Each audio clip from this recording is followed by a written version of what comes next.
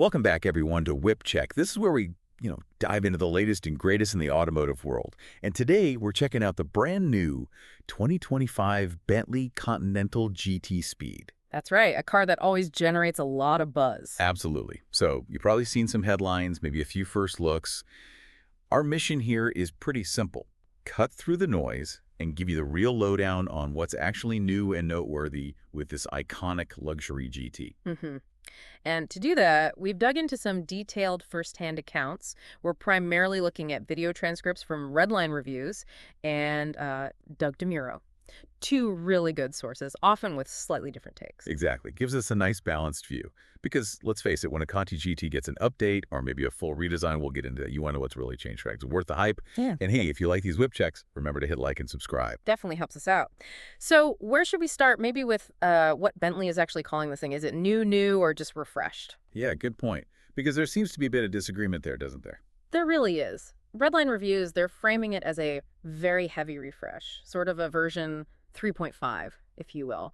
They point out it's still on that same MLB platform, the one shared with a Porsche Panamera. Right, so it's suggesting it's more evolution on the existing bones. Pretty much. A significant update, sure, but built on that familiar foundation, which, isn't necessarily a bad thing, given the Panamera's credentials. Okay, but then you have Doug Demuro highlighting that Bentley themselves are calling it the all-new, fully redesigned fourth generation.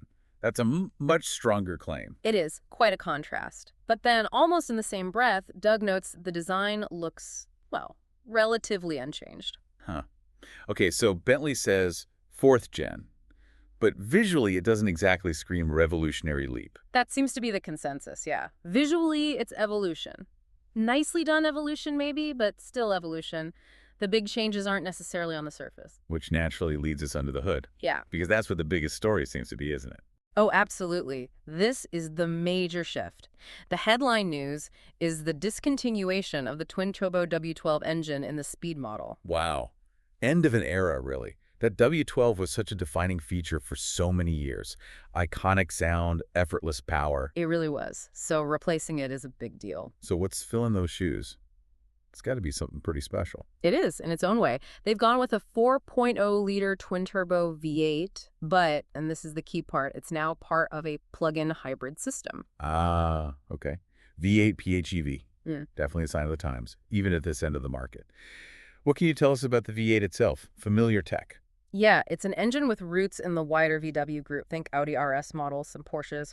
It's that 4.0-liter twin-turbo V8, gasoline direct injection, a well-proven unit. Solid foundation, then. And the electric side, how much punch does that add? The electric motor itself is good for up to 188 horsepower and over 300 pound-feet of torque. It's integrated between the engine and the transmission. Which is an 8-speed dual clutch, right? Like a PDK. Essentially, yes. Bentley tuned, of course, but derived from Porsche's PDK. So, very quick shifts. Okay, so 188 electric horsepower.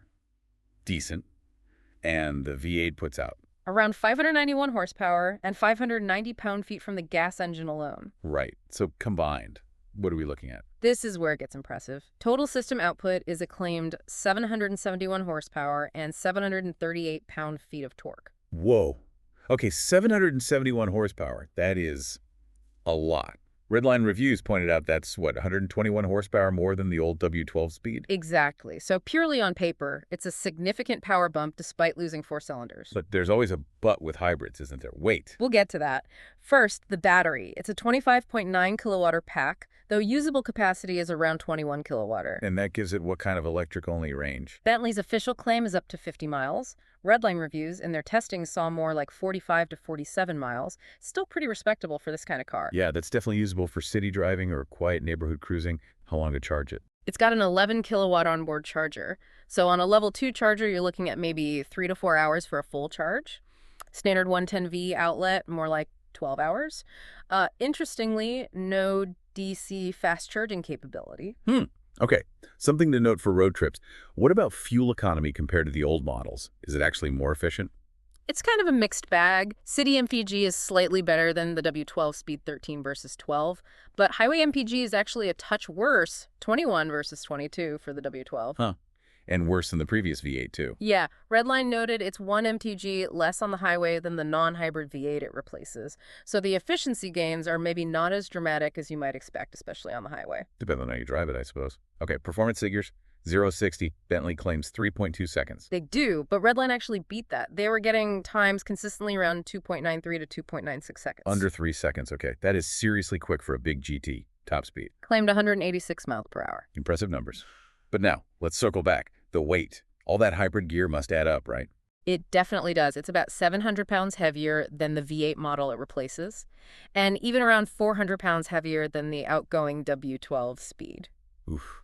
400 pounds more than the W12. That's significant. We'll definitely need to talk about how that feels on the road later. For sure. It's a key factor. Okay, so massive power, hybrid tech, but also more weight. Let's shift back to the visuals. We said it's evolutionary. What are the specific design tweaks? Well, the most obvious change, and maybe slightly controversial for purists, is the headlights. The split design, a Bentley thing since the 60s, is gone. Ah, right. Replaced with. Triple LED units now, with this sort of jewel-like daytime running light and turn signal that has a kind of Y-shape texture. Doug Demuro also mentioned a new eyelash detail in there. Okay, modern look then. Maybe loses a little bit of that classic feel, as Redline hinted. Potentially, yeah. Depends on your taste. The grille on the first edition cars, especially with the black line spec, is this glossy black mesh, and the hood looks a bit longer. Side profile, anything major there? Yeah. Doug mentioned a more pronounced hip line. Yeah, he did. The wheelbase itself is the same, 112 inches, but the overall length has actually grown by nearly 3 inches. Still available as a coupe and convertible, naturally. And wheels. Still big and imposing. Oh, yeah. 22-inch wheels are standard, various designs. They've got those cool floating Bentley B's center caps, too. And you can option massive carbon ceramic brakes, 17.1 inches up front. Wow. Needed with that weight and power, I guess. Redline's test car had some very expensive paint, didn't it? It did. Snow quartz pearlescent, a Mulliner bespoke color added $20,000 to the price. 20 grand for paint. Okay, that's Bentley territory, all right. And the charging port for the hybrid system, where's that? It's on the rear fender, passenger side on the Redline car, standard J1772 plug. Okay, and the rear end design. Any changes back there? Yeah, the taillights are updated. They're larger and now extend onto the trunk lid itself.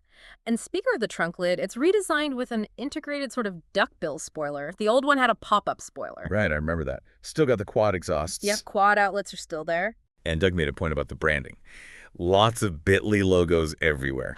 Yes. He definitely noticed that. Logos on the wheels, the puddle lamps project this full-color Bentley crest onto the ground.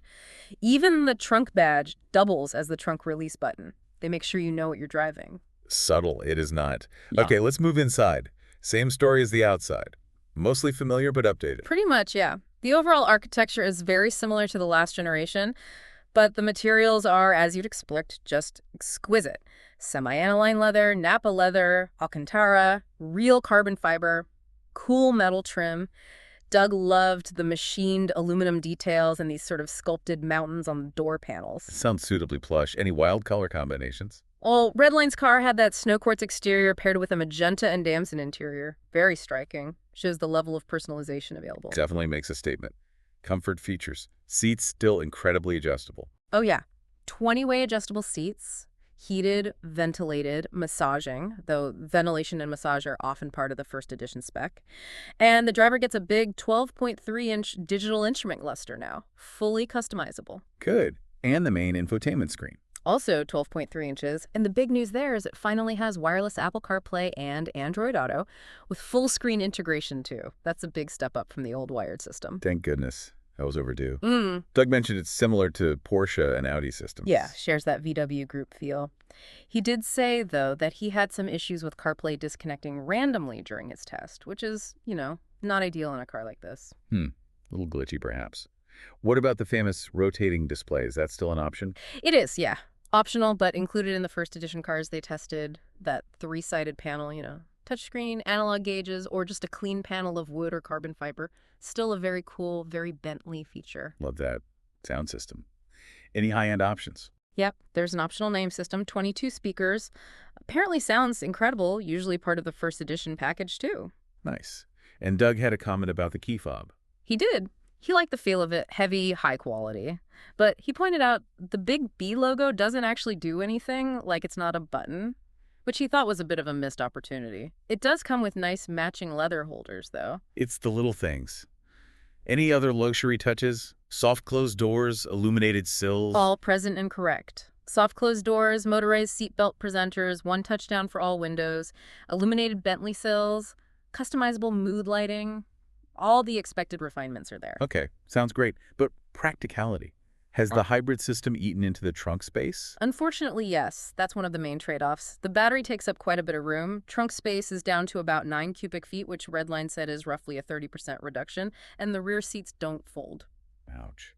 9 cubic feet isn't much for a GT car. Rear legroom's still tight. Yeah, Doug mentioned it's still pretty limited back there. He also had an issue with the rear window shade malfunctioning on his test car. And didn't he have some other criticisms about interior He quality? did, yeah.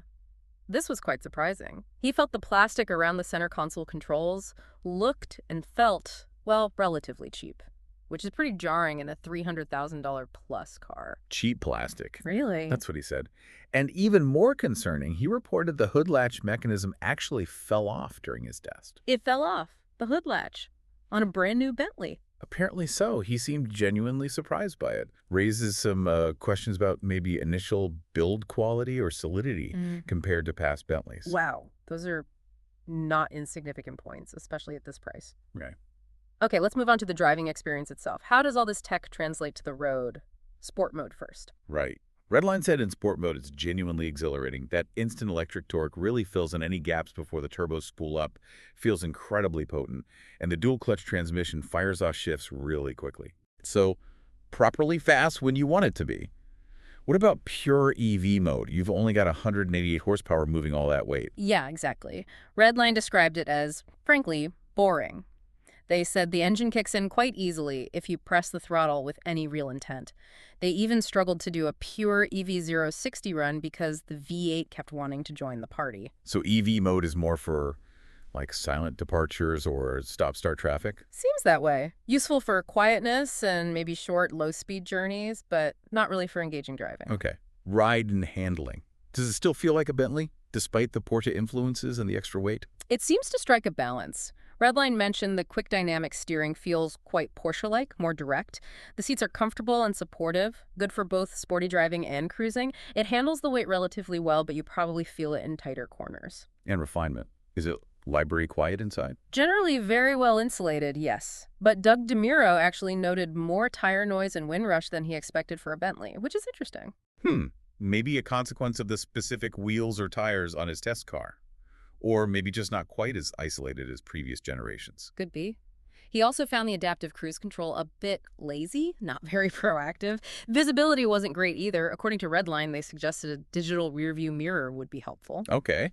But launch control works well, judging by those sub-3-second times. Oh, yeah. Redline was seriously impressed by the launch control. Really puts the power down effectively. So performance is definitely there, especially straight line. But maybe some minor compromises in ultimate refinement and some tech quirks. Seems like a fair summary, yeah. A bit of a mixed bag depending on what you prioritize. All right, let's talk money. How much does this new level of performance cost? Base price. Starts just over $300,000 US.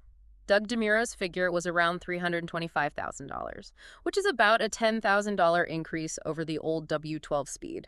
Only 10K is more. That's less than I expected given the hybrid tech and power bump. But options add up fast, right? Oh, incredibly fast. That first edition package we keep mentioning, that was around $51,000 extra on both test cars. 50 grand for the first edition. Yep, so a well-optioned car like the ones they drove easily pushes towards $400,000 or even beyond. Okay, so still firmly in the realm of serious money. Who does it compete against at that price? You're looking at things like the Mercedes-AMG GT63 SE Performance, another powerful hybrid, the Porsche 911 Turbo S, maybe the Aston Martin Vantage, though arguably the Bentley still carries a bit more of that old-world luxury image. Yeah, it occupies a slightly different space, doesn't it? Seen as maybe a step below Rolls-Royce in outright prestige, but significantly less expensive. Exactly. And the Continental GT line is hugely important for Bentley. It's a massive part of their sales volume. Getting this model right is crucial for them. Absolutely. Okay, let's wrap up this whip check. Key takeaways. Well, undeniably impressive power and acceleration from the new V8 hybrid system. It's seriously quick, the design is evolutionary, looks good but familiar, interior is still luxurious, with better tech like wireless CarPlay. But it comes at a cost. Significant price tag, obviously, but also compromises like the reduced trunk space and that substantial weight gain. And then there are Doug Demuro's concerns about perceived quality in some areas, those plastic bits, the hood latch. That's surprising. Yeah, those quality points are definitely worth noting. So it kind of leaves us with a big question, doesn't it?